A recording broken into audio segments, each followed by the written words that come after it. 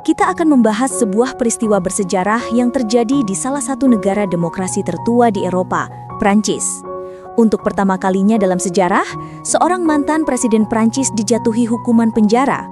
Bukan karena pelanggaran ringan, melainkan akibat skandal korupsi dan upaya mempengaruhi sistem peradilan terkait kampanye pemilu. Kasus ini yang melibatkan mantan Presiden Nicolas Sarkozy bukan sekedar berita kriminal biasa, melainkan sebuah cerminan mendalam tentang bagaimana sebuah bangsa memandang akuntabilitas dan supremasi hukum. Masyarakat Prancis dikenal memiliki karakter yang unik. Mereka dapat sangat vokal dalam hal-hal kecil, bahkan perdebatan mengenai kualitas roti. Namun ketika menyangkut integritas negara, sikap mereka berubah menjadi sangat tegas dan konsisten. Pejabat publik, seberapa tinggi pun jabatannya, jika terbukti melakukan pelanggaran hukum seperti korupsi, penyuapan, atau manipulasi proses pemilu, akan menghadapi konsekuensi hukum tanpa banyak drama atau sentimen. Prinsip mereka jelas, kedaulatan negara dan integritas institusi jauh lebih besar dan lebih penting dibandingkan ego atau status individu yang pernah menduduki kursi kekuasaan tertinggi. Yang menarik dari kasus ini bukan hanya substansi pelanggarannya, melainkan juga reaksi publik di Prancis. Masyarakat tidak sibuk dengan narasi kasihan atau sudahlah itu masa lalu.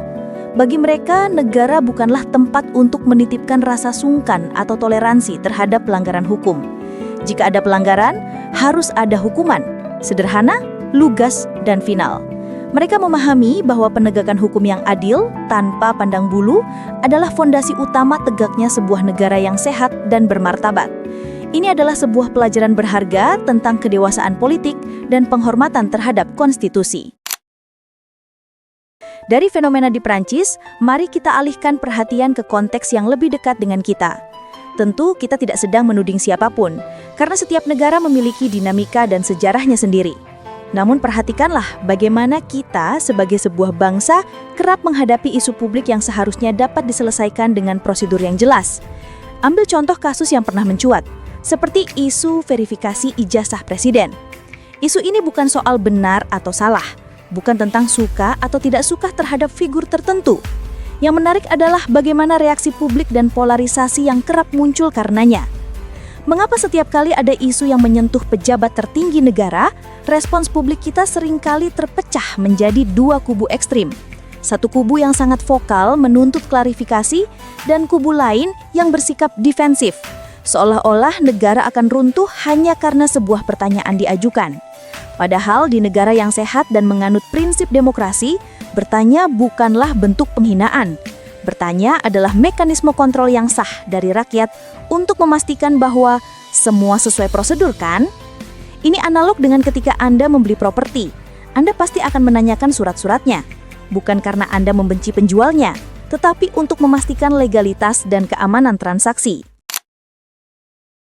Maka pertanyaannya bukan lagi, ijazah itu asli atau palsu, melainkan, mengapa sebuah negara sebesar ini bisa berpolemik selama bertahun-tahun hanya karena permintaan data atau verifikasi yang secara prosedural dapat dijawab dalam hitungan menit? Dan mengapa ketika rakyat bertanya, reaksinya seringkali berubah menjadi debat identitas, adu gengsi, bahkan saling cap sesat, seolah-olah bertanya adalah sebuah dosa nasional. Bandingkan lagi dengan Prancis. Di sana, klarifikasi dokumen negara adalah hal biasa. Tidak ada yang baper atau merasa diserang. Karena mereka memahami, pejabat itu bukan keluarga. Pejabat itu adalah pekerja publik yang digaji dari pajak rakyat. Oleh karena itu, rakyat memiliki hak penuh untuk bertanya apapun yang menyangkut penyelenggaraan negara. Sementara kita, kadang-kadang terlalu sibuk mempertahankan figur sampai melupakan prinsip dasar, transparansi itu bukan barang mewah, melainkan sebuah kewajiban. Ini bukan soal suka atau benci pada figur tertentu, tetapi soal logika paling dasar dalam demokrasi. Jika negara ini memang tidak punya apa-apa untuk disembunyikan, mengapa permintaan data atau verifikasi bisa berubah menjadi drama nasional? Ini adalah pertanyaan kecil yang kami ajukan untuk memancing logika dan nalar kritis kita bersama. Karena kadang sebuah negara tidak perlu diteriaki, ia hanya perlu diingatkan dengan satu pertanyaan yang tepat. Terima kasih telah menyimak, sampai jumpa di video berikutnya.